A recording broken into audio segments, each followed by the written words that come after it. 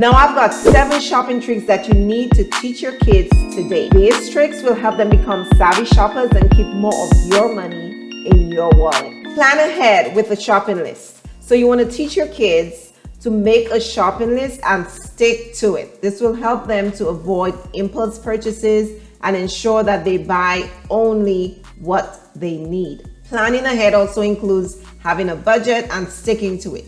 This will help your kids manage their money and avoid overspending. Always use cash. Now, the research shows that people who use cash to purchase items end up spending way less money than those who use the plastic or the debit card, the credit card. Why is that? Now, this is because using cash is more painful. Yeah, an MRI scan showed that people faced with high prices have activated pain centers. So they feel pain when they have to pay cash for things. But those who use their credit card, it's like they become numb to the pain if they're using a card. So teach your children to always use cash. So paying with actual cash feels like you're giving something up or you're losing something.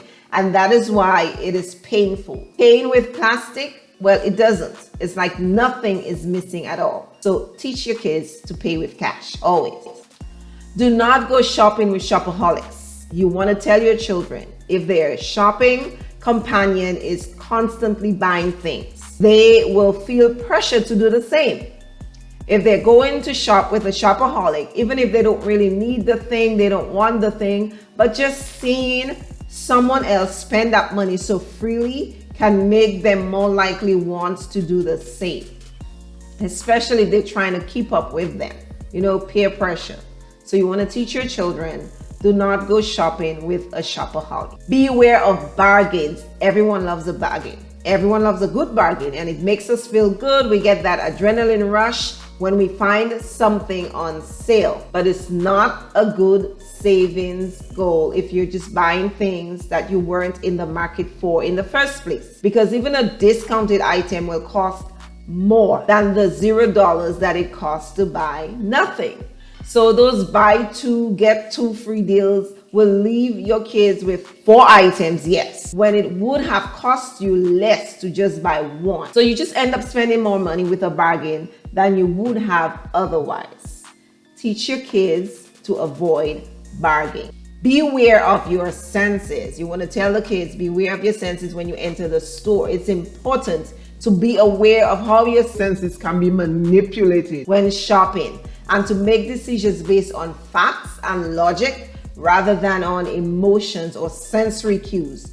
You want to teach your children that stores usually will use things like fragrances, they will use lighting, they will use music, sounds, bright colors, etc. to create an atmosphere for spending. Now those things will pull them in and it tells them to buy, buy, buy. Be careful, teach your children. Watch out for those cues, watch out for the scent. Do not get anchored into high prices. You want to teach your kids that anchoring refers to the idea that if you're initially exposed to a high price for a product, they may be more likely to consider that price to be the actual price or the normal price of the product. What do I mean? So the anchored price is the price you always see. So if you're going into a store that sells sweatshirts and the sweatshirts are $100 for one, and you believe, well, this is the normal price. So then if they drop the price to $80, you're thinking, wow, it's on sale, I'm getting a good deal. Whereas if you go to the discount store, you may see that very same sweater for $50 and then on sale for $30. So teach your children, do not make decisions based on an anchored price. For example, if you're out shopping for a new pair of shoes and you see a pair that is priced at $200, you may be more likely to consider other shoes in the $100, $150 to $200 range, and you think, well, that's a reasonable price, even if those shoes are of lower quality or not even a good value. But then if you go to another store and you see a similar pair of shoes for $100, you may still view the $200 pair as the better option, simply because of the higher anchored price that you've seen before. So to avoid getting anchored to high prices, it is important to do your research. You want to do your research and compare prices from multiple sources. You want to teach your kids they must compare prices. Don't just walk into a store and think, oh, these shoes are $200. Then if it's $199, then it's on sale. If it's $150, then it's on sale. No, compare prices. And they need to be aware of the impact that initial prices can have on their subsequent decision making. So this can help them to make more informed decisions, and they will avoid overpaying for products. You want to teach your kids, do not go shopping just to feel better.